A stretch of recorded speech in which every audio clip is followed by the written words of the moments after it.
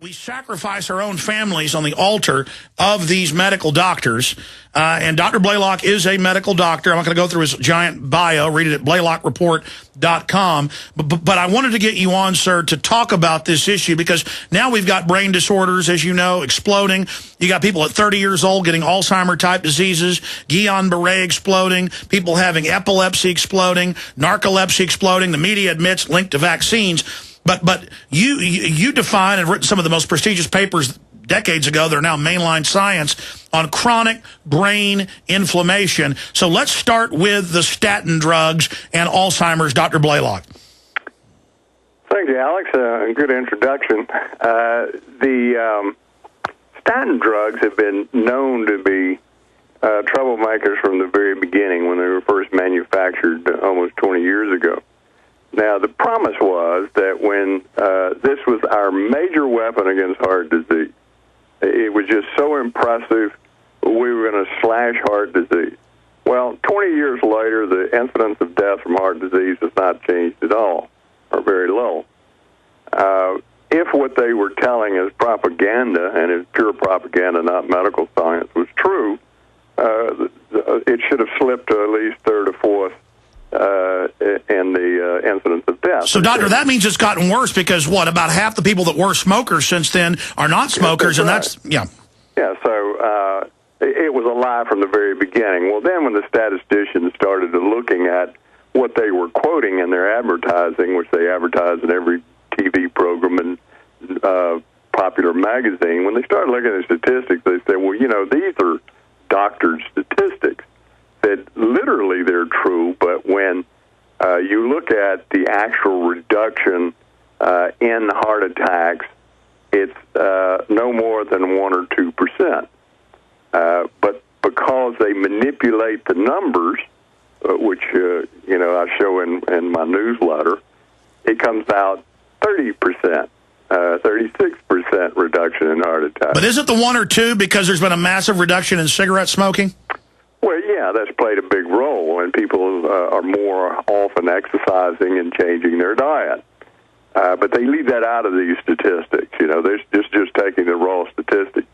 Well, you read the major papers that they constantly quote, they leave out things in the conclusion of the paper. And we're seeing this more and more, is that the conclusion of the paper does not match the data that's in the paper. Well, most practicing physicians do not read the data in a scientific paper. They read the introduction and they read the conclusion. A lot just read the abstract. Well, if you read the paper, for instance, one of the often quoted papers said that there was increased death from brain hemorrhages. That is never even mentioned in the conclusion of the article. Well, I think that's kind of important.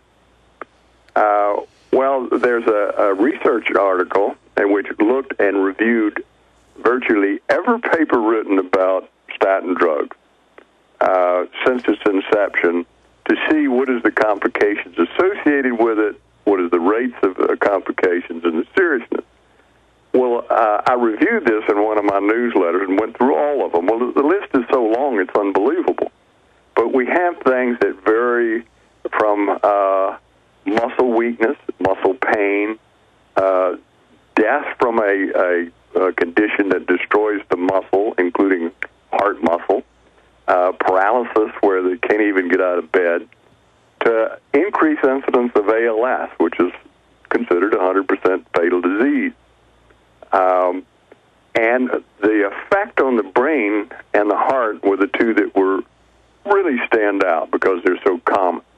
The incidence of heart failure since the introduction of statin drugs has just grown astronomically.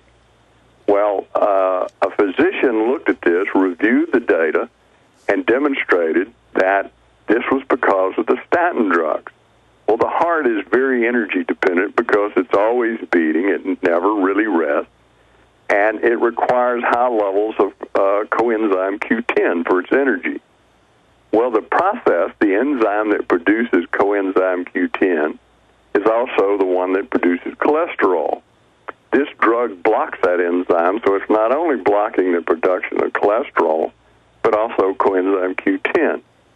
That means the heart now is deprived of its major energy molecule, and so it explains why we're seeing this virtual explosion of heart failure. And it's occurring at an earlier age than. And now they're talking about putting statins in water for 3-year-olds and up. Oh, yeah.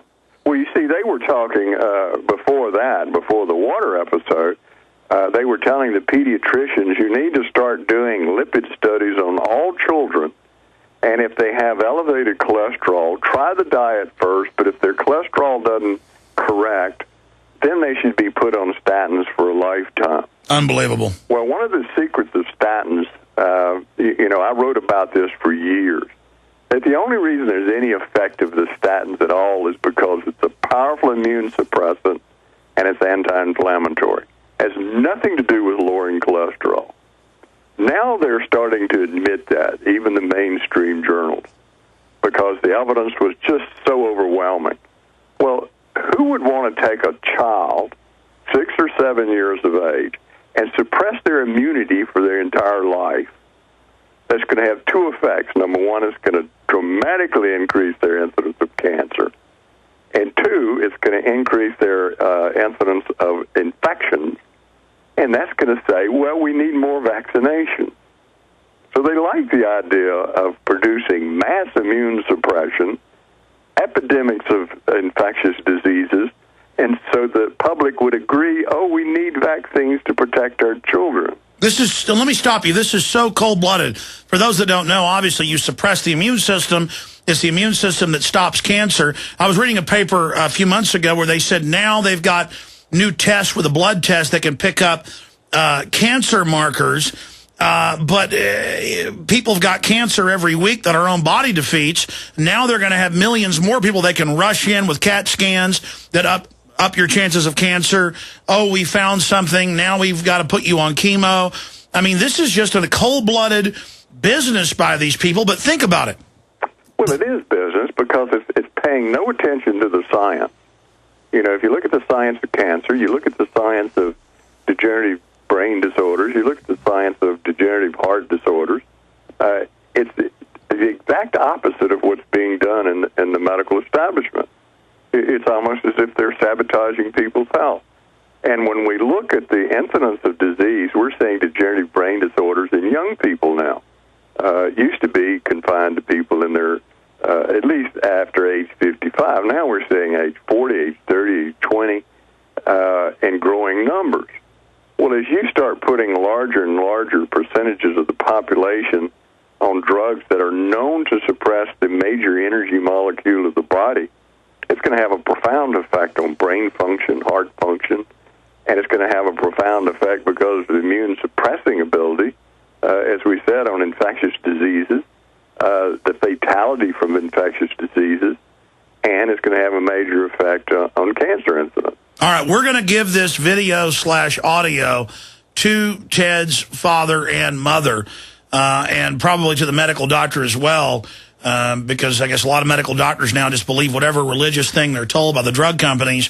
But specifically from the mainline papers, if you can, I know I sprung this on you early in the interview because we're going to talk about some other issues as well today, but if you can quote the papers for them, Dr. Blaylock, or during a break, dig them up for folks so that we can talk about why people are dying of the brain hemorrhages in higher numbers, what it's doing to the brain. I mean, I know as a layman, the brain is 70% water, but the rest of it is predominantly basically a cholesterol base.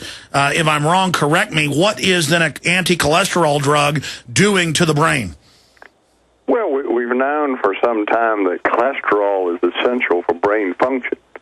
One of cholesterol's function in the membrane is to prevent damage by free radicals. If you deplete the amount of cholesterol in that membrane, it becomes infinitely more susceptible to damage by free radicals. Well, that's the major cause of most degenerative brain diseases like Alzheimer's, Parkinson's, ALS, all of these diseases. So that puts you at increased risk. And it's been known for a long time that if you lower cholesterol below 170 milligrams per deciliter, you're going to increase brain hemorrhages. That's accepted. Well, they're now recommending people have their cholesterol down to 140, 130. They have people that come in to their doctor and they have a cholesterol of 220. which is perfectly fine. And they tell them, oh, you need to be on statin drugs. Well, they're 35 years old. They put them on the statin drugs. Next thing you know, they're having severe muscle pains. They're very weak. They can't go to work. They're immune suppressed. They're catching every kind of infection. They go back to their doctor, and their answer is, well, we need to switch you to another statin. The doctor's not even aware of what he's doing, because if you look in the physician's desk reference, which is the reference for all drugs, it says if a patient develops muscle pain or weakness, stop the statin immediately, because that is a early sign of a potentially fatal disease, rhabdomyolysis. I don't know how many patients I hear from that are 70, 80 years old that are on statin drugs, having severe pain in their muscles, severe weakness, and their doctors keep them on statin drugs. And I ask them, why is your doctor keeping you on these drugs when the PDR says that's a prelude to a possible fatal disease? And they say, well, they think that the heart disease is so much more important.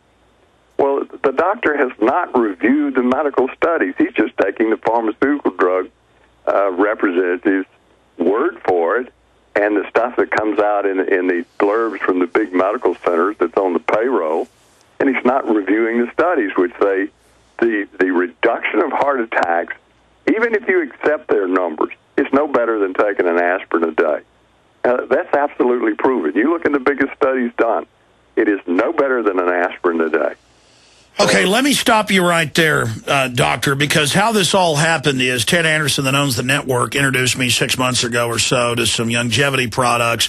Some of them are similar to some of the products that you've developed, but they deal with these different fatty acids for the brain, just for brain health, these mineral drinks, and with, with the trace elements, the rest of it. And Ted just started testing it out on his dad, and it was immediate. His dad had no short-term memory. They'd be fishing. He didn't know he was fishing.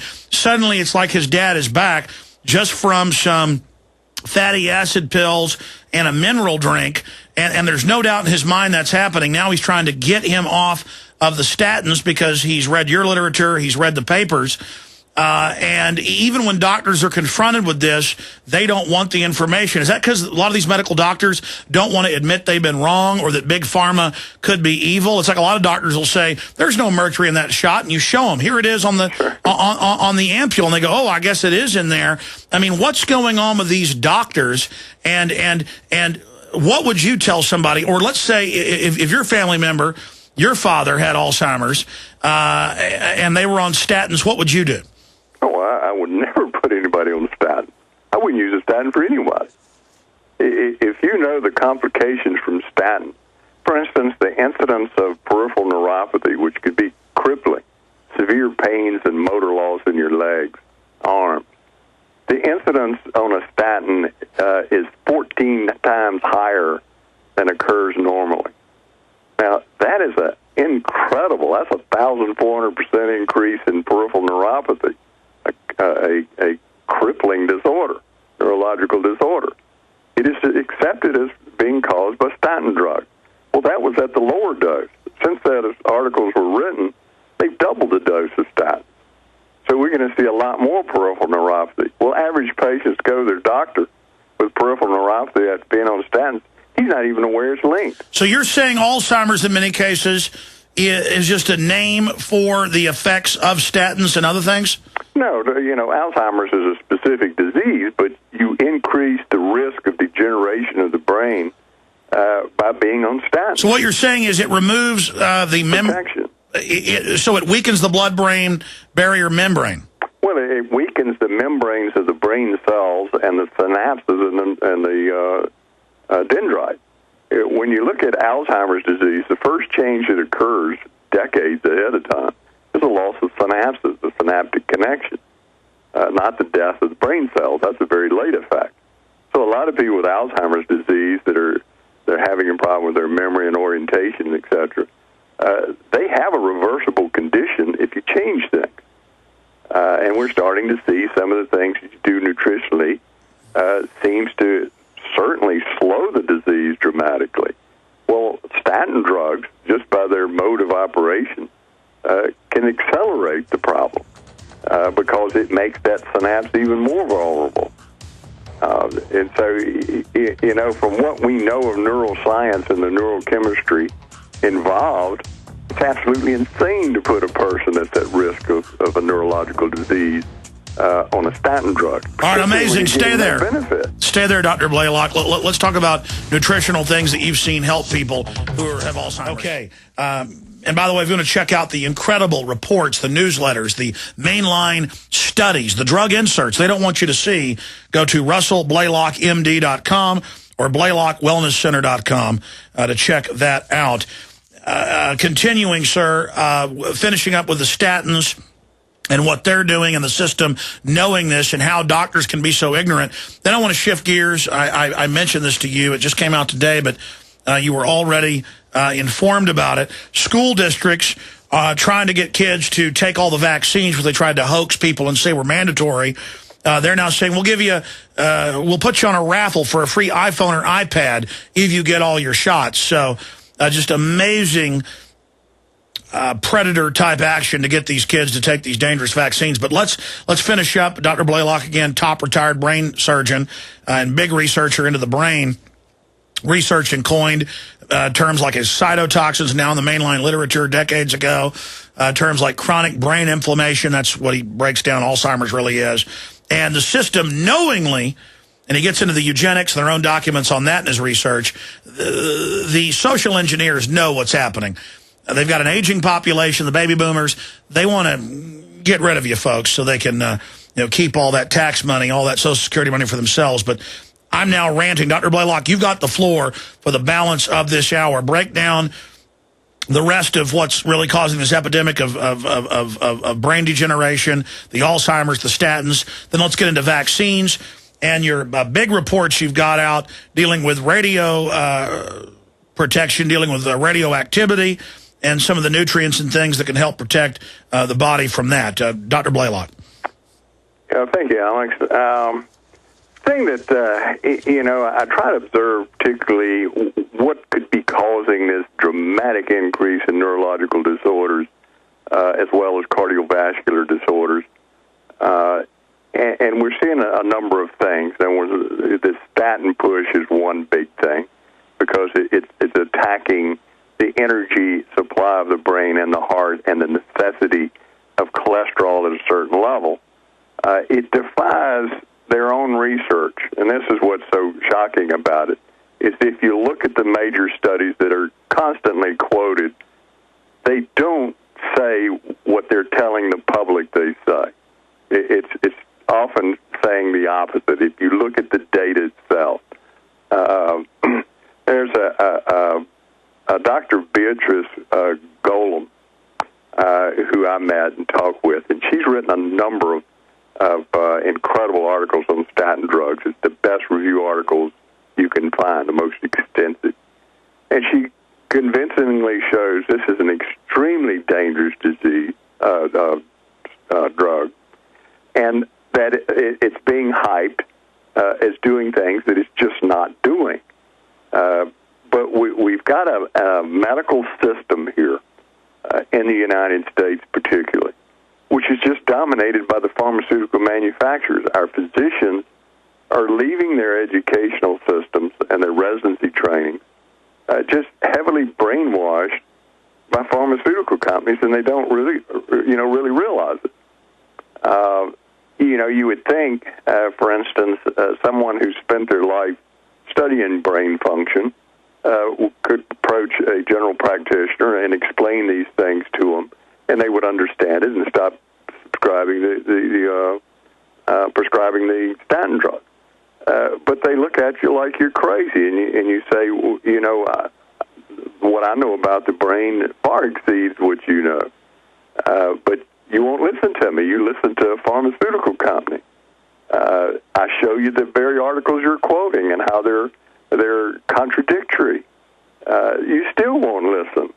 And they take these people like the mother you're talking about, and they terrify them, telling them, if we don't get that cholesterol down to 140, if they get off this drug, they're going to die. And yet you look at the statistics of the papers they quote. It does not say that. I tell people all the time, you go to the doctor and you ask the doctor, now, I don't want to hear any statistics except what is the benefit I will get from this drug if it works perfectly. Well, at best, he could tell that patient, well, it might reduce your risk of dying of a heart attack 1 or possibly 2%. That means you have a 98%, 99% chance you're not going to die from a heart attack. And that drug is not going to help you. People don't know that. They have the idea, and I've even had physicians tell them, if you don't take this drug, you're going to die of a heart attack. It's just like with the HPV vaccine that they advertise. They tell these young girls, if you don't get this vaccine, you're going to die of cervical cancer. Well, cervical cancer is extremely rare in this country. The chances of a young girl dying of cervical cancer, she's more likely to get hit by lightning. But they're purposely manipulating statistics and data and studies to terrify people into taking drugs and vaccines. Now, I attended a vaccine safety conference recently with some of the top scientists in the world, experts on adjuvants like aluminum. And we all got together and gave lectures. There was no audience. It was just the people doing the studies in this area. The danger of these adjuvants in vaccines is just enormous. The damage to the brain is incredible. It is completely being covered up. The public has no idea how dangerous these vaccines are. And to vaccinate these children with 36 vaccines before they start school is incredible. The United States has the highest mortality in children age 5 and below of anywhere in the developed world because we have the highest incidence of vaccination in the entire world. Next is Britain. It has an extremely high mortality rate. So if you look at the mortality rate of the infant and the child up to age 5 in the world, it's directly correlated with the number of vaccines they receive early in life. Well, we're just giving an unprecedented number of vaccines. It's unbelievable. And if you look at the neuroscience literature, it tells you, you do that, you're going to damage a lot of brains. And that's what's happening in this country. You know, I'm on the faculty of biology at a local university. And the head of the biology department told me, he said, now you have to realize students today are not like when you were in school. He said, they're really not able to handle this much information anymore. He said, you have to kind of dumb it down. It is shocking to think that students now cannot think as well as they did 40 years ago.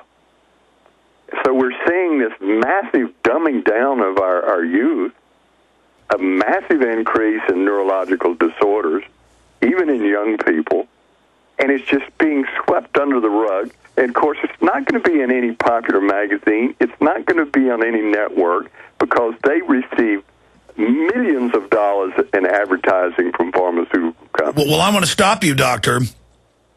Now they're coming out with more and more vaccines that Big Pharma lobbies to, quote, make mandatory. That itself is a hoax. There's no law you have to take them. Now as the people learn about this, and record lows have taken the flu shots, as you know, the last 3 years, and we've been vindicated that they had to ban it in England for under 5s because of a, quote, 10-fold increase in convulsions. Guys, search 10-fold increase. Britain bans flu jab at under 5s, 10-fold increase. I want to show folks those headlines. They won't believe it.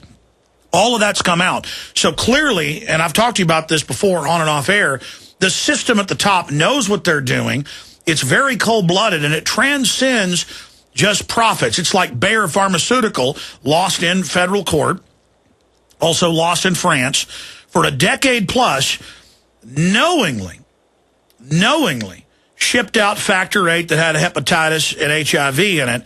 That's where they pool, again, masses of different blood types together, extract the platelets, for folks that don't know. There's the London Telegraph headline, flu jab linked to fits and under 5s officials, and fits are what they call convulsions in England. Then you read it says was linked to a 10-fold increase in convulsions. So they know what they're doing at the top. The average doctor buys into the evil through ignorance. Once they see the facts, they don't want to admit they're wrong. It's cognitive dissonance. And now, I mean, I have to tell you, my dad, top of his class, super smart, could do all the calculus and everything else super simple. Rest of my family really smart. I don't think I'm as smart as they are. I try to talk to the general public, even professionals, and it's like they're in a daze, they're in a trance, they're slow. I've seen statistics that the U.S. IQ has dropped. That's not education for those that don't know. Physically, we're getting dumber. Our sperm count's down by 87%. Every form of diabetes, cancer, brain degeneration, it's off the charts. We're being soft-killed, doctor. This is eugenics. I mean, we have to address what this is. They know full well what they're doing. And it is, I mean, you've got the White House science czar writing a 1,100-page book saying we need to put stuff in the water to sterilize people. I mean, these are a group of maniacs.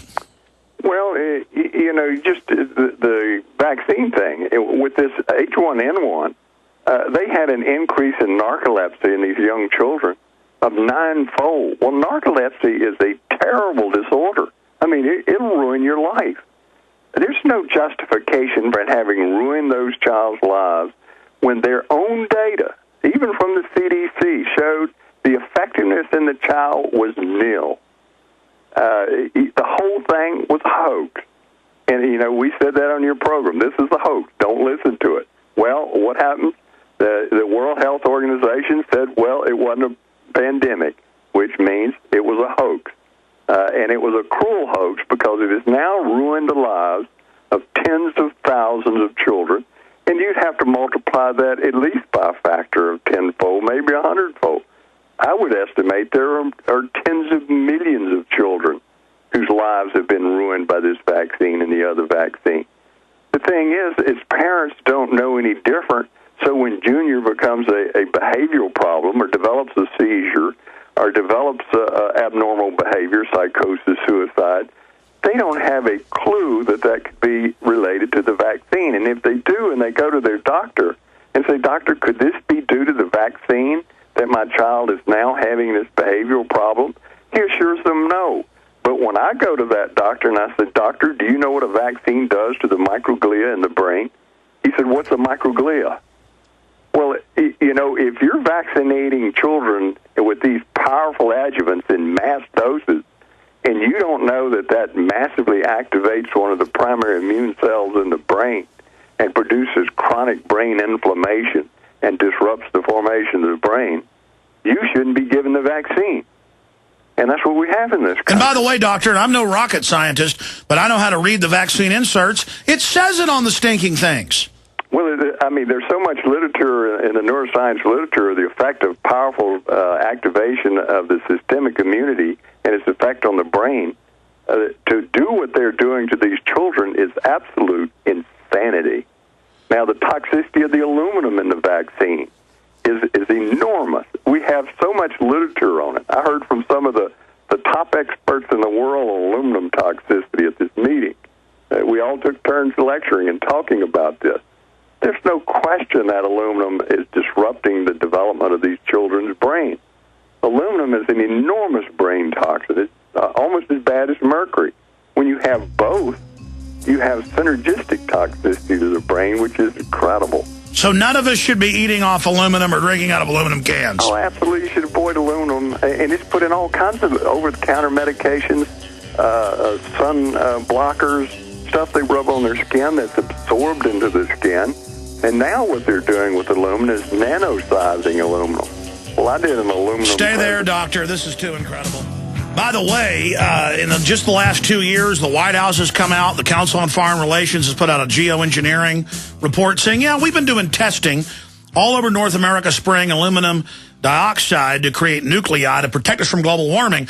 And we, of course, promote the film, What in the World Are They Spraying?, where it shows just incredible levels of aluminum dioxide increasing in areas all over the U.S. and the soil. And we'll put the Council on Foreign Relations PDF back up. You can just search the term Council on Foreign Relations geoengineering, and you'll be at their own website where they admit this has been going on. A guy got a Nobel Prize, in 92 for it.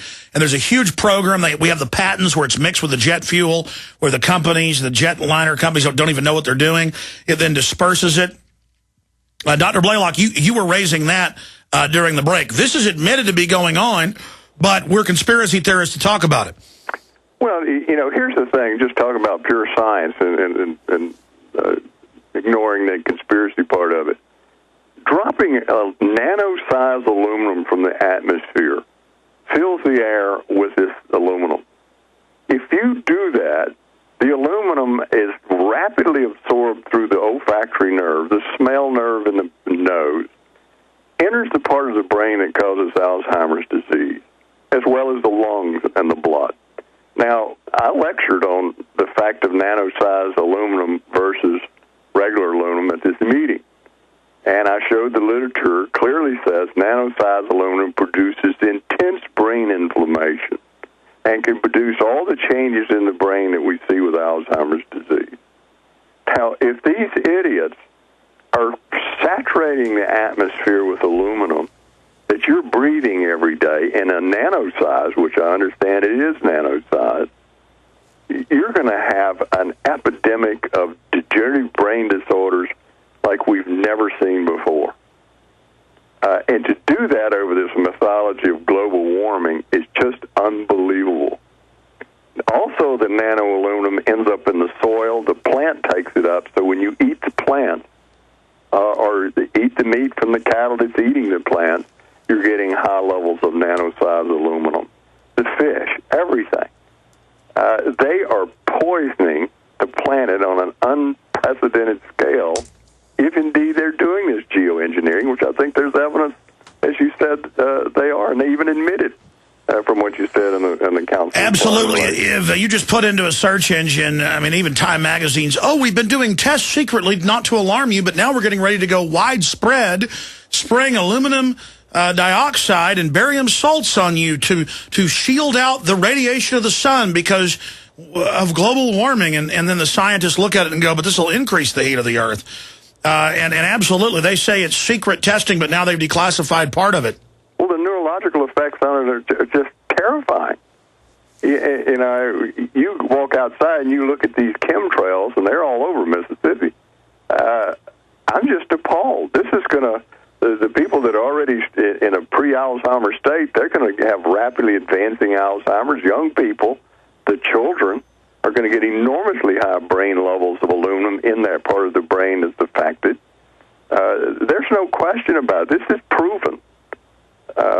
It's just insane, absolutely insane. It's been proven that all over the country, levels are going off the chart in the soil. Right. I watched the video in Hawaii, and biologists have measured the aluminum levels, and they've noticed over the last several years it's just progressively increasing at an enormous rate. So you're going to have trouble finding food to eat that's not full of aluminum. But don't worry, Monsanto's coming out with a whole line of aluminum-resistant plants. But, if you talk about conspiracy, you have two alternatives. Either there's a conspiracy for population control, or these people are so stupid they should be institutionalized. That's your only choices. And either way, the same thing. It's hurting us. We'll be right back in 1 minute with Dr. Blaylock.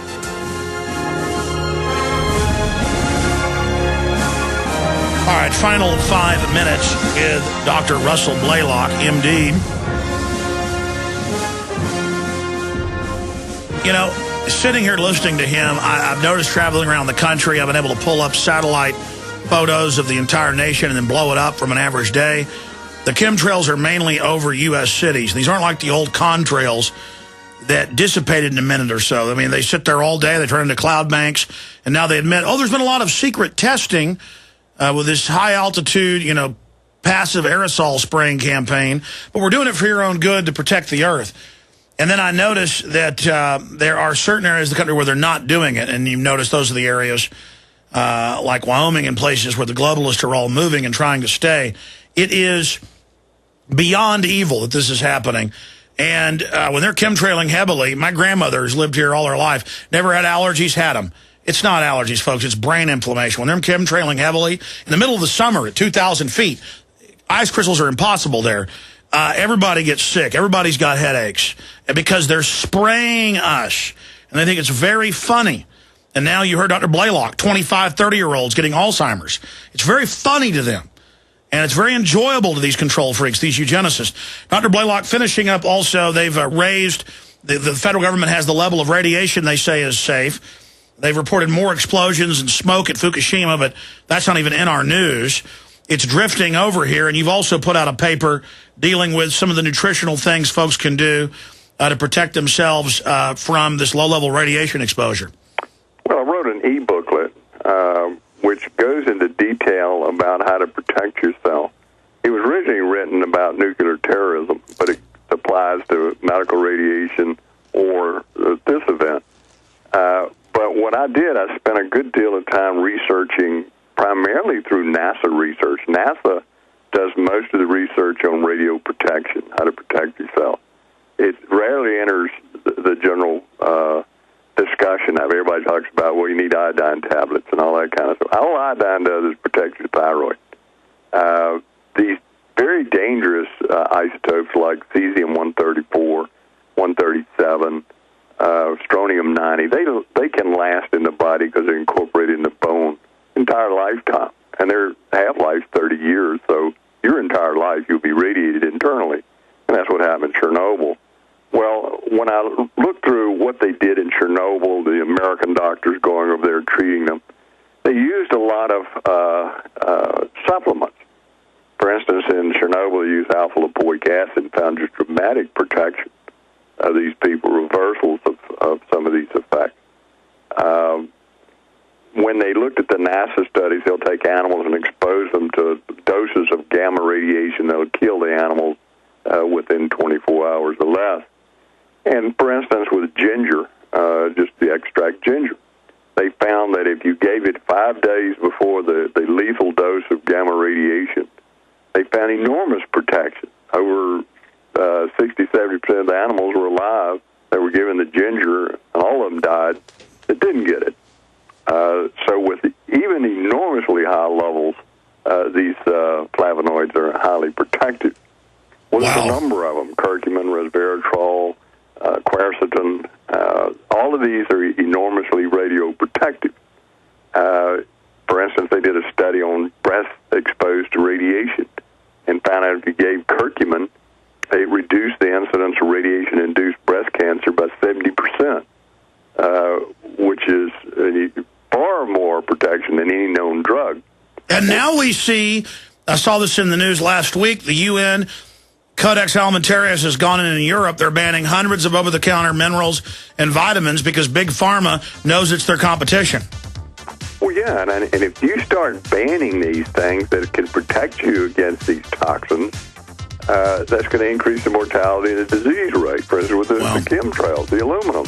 Well, folks can find that report at your website, and that's BlaylockWellnessCenter.com. Thank you so much, Doctor. Absolutely amazing. Thank you for your public service. For centuries.